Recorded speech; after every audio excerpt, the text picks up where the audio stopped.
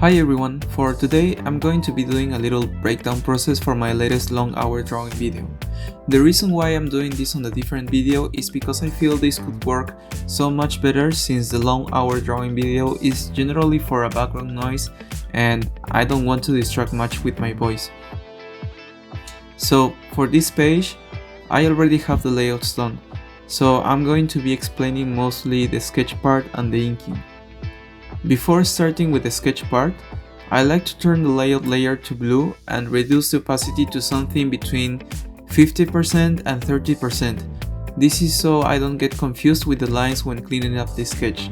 Also, when it comes to making the frames, I generally use the vector layer instead of the frame tool, so it is much easier to overlap some of the drawings inside and erase the frame much easily with a mask. A little note I want to give to myself and a tip for everyone is to gather your references before starting the entire page, so we don't waste too much time in between the process. This page took me way too long, and I think one of the main reasons why this took me so much time to finish is because I was losing time by looking for the references when I should have done it in the beginning. Sometimes looking for references can feel like mindlessly scrolling through social media.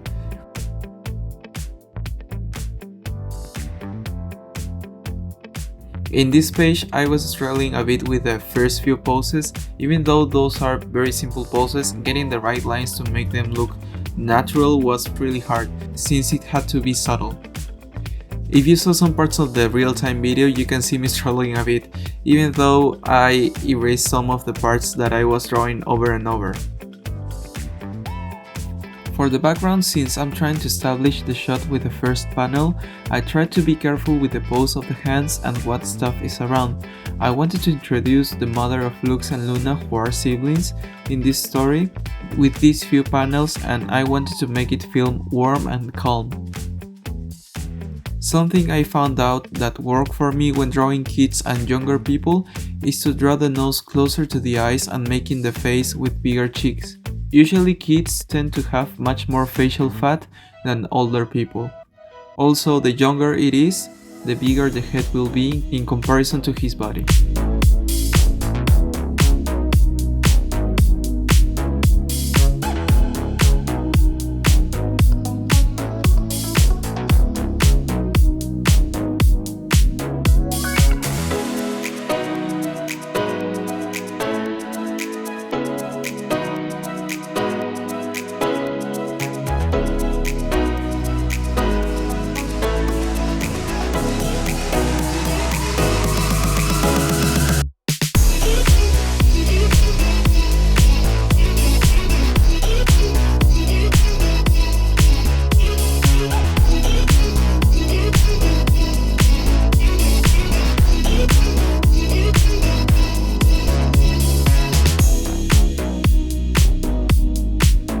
Now for the inks, I like to do the same as the layouts. I will turn them blue so I don't get confused by the lines. When it comes to inking, I prefer to start with the outline of the characters with a brush size of 10, and then I start detailing the inner details with a brush size of 7. The reason why I do the outlines most of the times first is because I can see if the proportions work. Usually, if the silhouette works, everything else should also work. This will also apply sometimes for when I'm drawing objects on the backgrounds.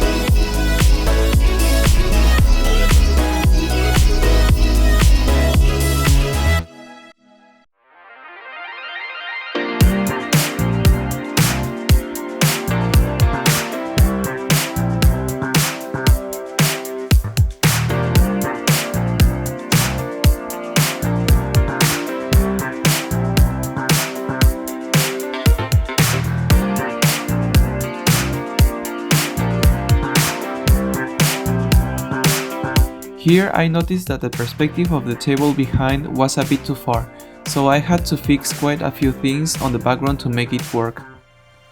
I had to erase stuff and move things around by creating a copy of it and editing it with the transform tool, which is enabled with Ctrl T. I know it could be quite a hassle doing these kind of changes, but I think it is really important to get used to it. It can be stressful at times, but it is necessary, especially if working for somebody else. In this case, I'm being my own boss, so I'm trying to be more careful with it.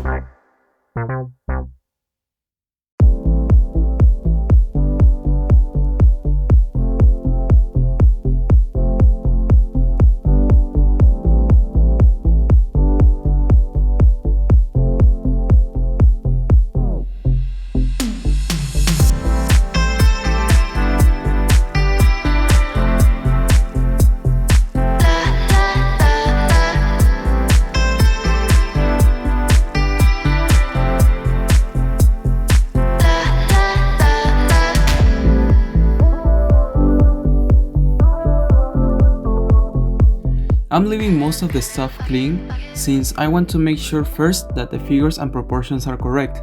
For this page, since I'm the one coloring it, I'm not adding much black spots and hatching, since I want to add most of the details of the light with grays and colors.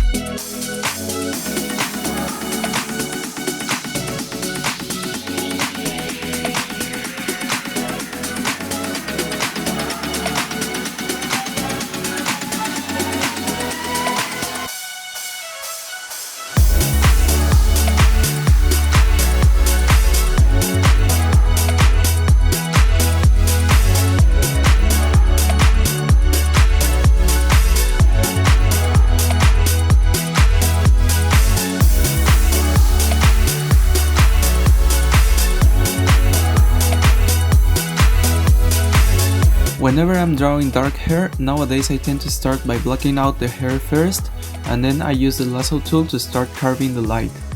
Usually the form I will go for the white parts are by doing some curved triangles, everything going to one direction, and then I will do another to the other side to contrast the forms. After that, I will use my brush to start refining some of the hair strands by adding some shadows to make them look like they are overlapping each other.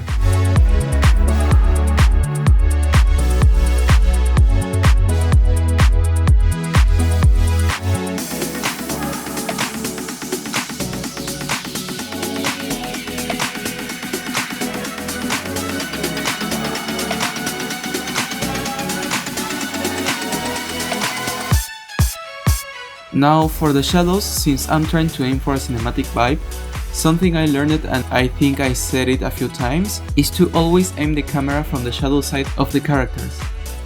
And to translate it into comics, I will need to cover most of the character with shadows, and that could change the mood a lot.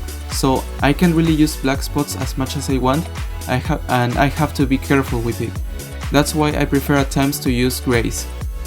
I'm still trying to find a way to mix both black spots and grays to keep that comic style, since I feel the hatching and adding heavy shadows is something recognizable from comics and I want to try to keep it.